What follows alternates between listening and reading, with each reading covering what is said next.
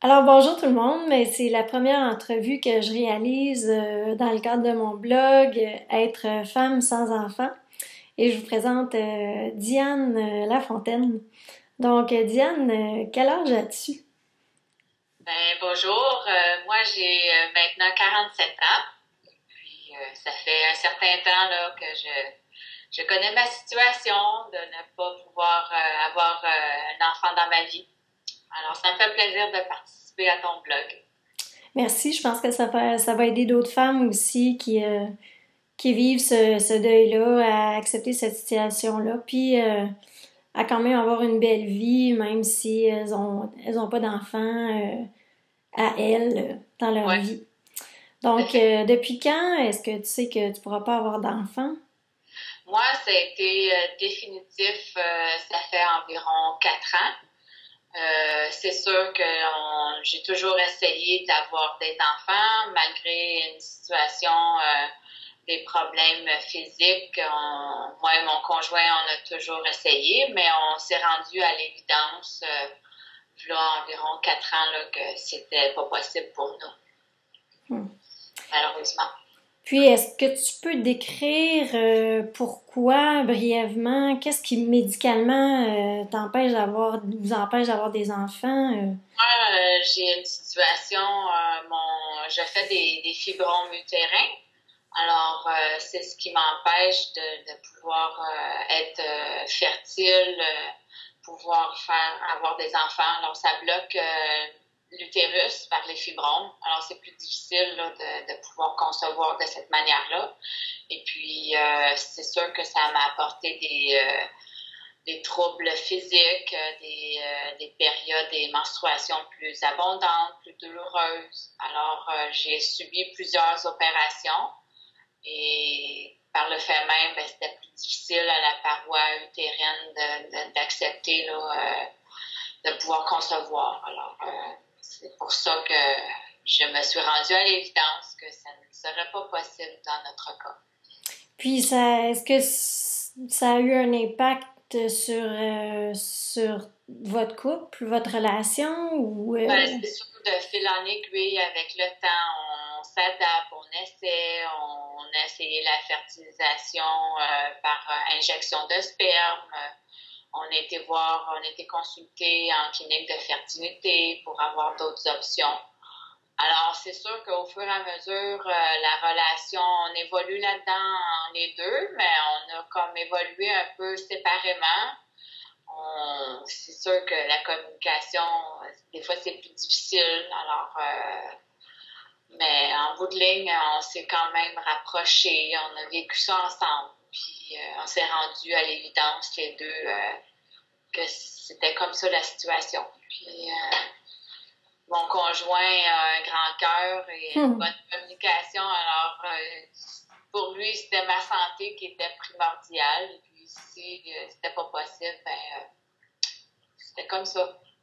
Alors, c'est d'accepter la situation avec le temps, en essayant toutes les méthodes. On a regardé aussi pour le côté adoption, mais les coûts que ça l'engendre et tout, c'était pas possible. J'imagine aussi que pour un homme, l'homme vit pas ça exactement comme la femme. D'accepter qu'il n'y aura pas création d'enfants, c'est pas les mêmes questionnements ou les mêmes émotions, j'imagine. Oui, ben, il y a un peu de frustration pour l'homme de ne pas pouvoir, d'essayer d'aider la femme le mieux qu'il peut. Il y a eu son côté aussi au niveau fertilisation, là, par injection de sperme, tous les examens que ça implique. Alors, pour l'homme, c'est un peu sa partie d'essayer d'aider la femme dans ce processus-là. Alors, mais c'est sûr que c'est frustrant pour un homme aussi, mais c'est en communiquant, puis en jasant, puis en laissant aussi de l'espace à l'autre, la liberté de digérer la situation qui est bon aussi. Là. Puis est-ce que vous avez consulté, est-ce que vous avez eu besoin de consulter en psychologie ou vous avez été capable juste ensemble d'arriver à traverser ces difficultés-là par la communication? Au niveau psychologiquement, non, on n'a pas consulté. Moi, je suis une personne qui lit beaucoup, qui se réfère à beaucoup de littérature. Alors, c'est surtout, je pense, en laissant de l'espace à l'autre, en gérant ça, chacun de son côté, de sa manière, et puis laisser le temps. On dit souvent laisser le temps au temps. Alors, je pense que dans cette situation-là, c'est de pas trop rusher, de pas mettre de pression, d'accepter et de passer, pas par-dessus, là, mais je veux dire, de continuer notre vie, là, Puis aussi, il y avait sûrement, ben je sais que la famille occupe une grande place dans ta vie. La famille étant pas seulement les enfants, mais les petits-enfants, les parents. Je pense que peut-être tu as eu beaucoup de support aussi de ta famille, puis d'amour. Je sais pas si ça a pu aider ou être un facteur déterminant pour toi. Ben, c'est sûr, nous, mon conjoint, il a une grosse famille, il y a beaucoup d'enfants qui sont présents. Moi, j'ai ma nièce Audrey. Alors, pour nous, les enfants font partie de notre vie. C'est pas comme si on n'aurait pas d'enfants autour de nous. On a beaucoup d'amis qui ont des enfants, on est près d'eux. On les reçoit, on leur fait des cadeaux à Noël. Quand c'est leur anniversaire, on est là. Alors, pour nous, on a quand même un contact près avec les enfants. On suit leur vie quand même assez rapprochée. Alors, ça fait partie de notre vie quand même si c'est pas au quotidien. Là, on en fait quand même une priorité d'être près d'eux, là, puis de garder un bon contact. Puis j'imagine aussi que, ben, moi, j'ai eu à redéfinir des nouveaux buts dans ma vie parce que, évidemment, moi non plus, je peux pas avoir d'enfants. Et dans le fond, ça m'intéresserait que tu partages avec les gens quels sont devenus tes buts ou tes objectifs de vie suite à ce constat-là. Est-ce que ça a changé ta vie? Est-ce que ça a réorienté ta vie? Ou t'es quoi l'impact? Nos buts, nous, on est des personnes quand même, on n'est pas des personnes très sportives en tant que telles, mais on s'adonne beaucoup d'activités culinaires. Moi, je suis une personne manuelle, mon conjoint aussi. Alors, on fait notre vin, on a nos saisons, on fait nos cornichons, on fait nos olives, on fait beaucoup de cuisine. Alors, c'est sûr qu'on aime beaucoup aller en bicyclette, marcher, on fait des sorties les fins de semaine. Alors, on sait qu'on est un peu plus privilégié d'avoir un peu de liberté de ce côté-là. Alors, pour nous, ben, on en profite, là. Donc, les avantages, ce serait, dans le fond, d'avoir plus de temps pour... Pour nous, là, Alors, c'est sûr, on est conscient que si on aurait eu un enfant, ben, ça implique plus, tu sais, d'être à la maison, c'est sûr, fonder une famille, t'es plus restreint dans ta liberté. Mais nous, en étant plus libre, ben, mon conjoint aime beaucoup travailler dans la cuisine, alors on en profite, là. On se gâte. Eh oui. Puis, donc, est-ce que le travail, tu dirais que ton travail occupe une plus grande place dans ta vie ou c'est vraiment plus la relation avec ta famille et ton conjoint qui prend plus de place dans ta vie, qui est comme plus le centre?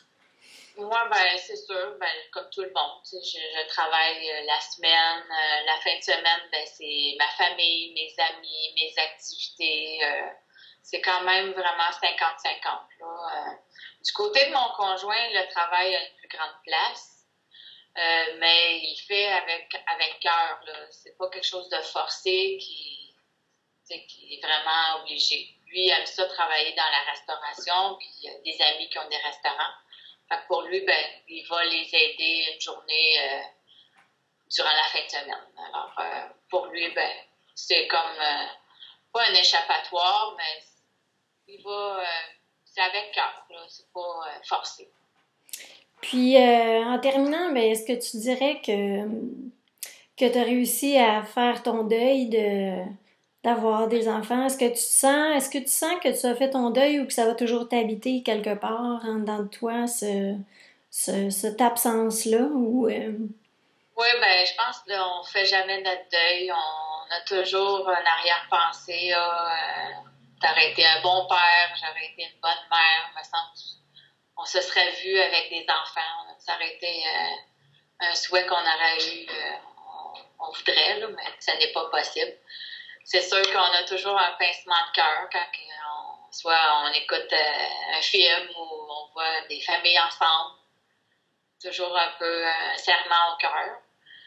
Mais faut passer par-dessus, puis la vie continue, puis voir le côté positif des choses.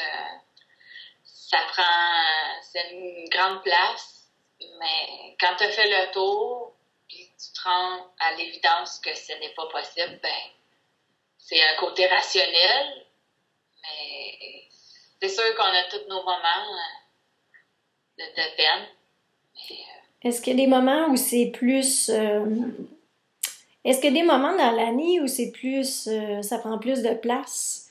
Ou c'est plus intense à ce niveau-là? Est-ce que tu as remarqué ça? Ou comme à Noël ou à la fête des mères, par exemple? Moi, je sais que c'est un moment qui est un peu confrontant parce qu'on n'est pas mère. Donc, c'est un moment où on... Pour moi, j'en profite pour fêter ma mère, fêter ma soeur qui a une fille, d'être avec la famille, d'être parmi les gens que j'aime.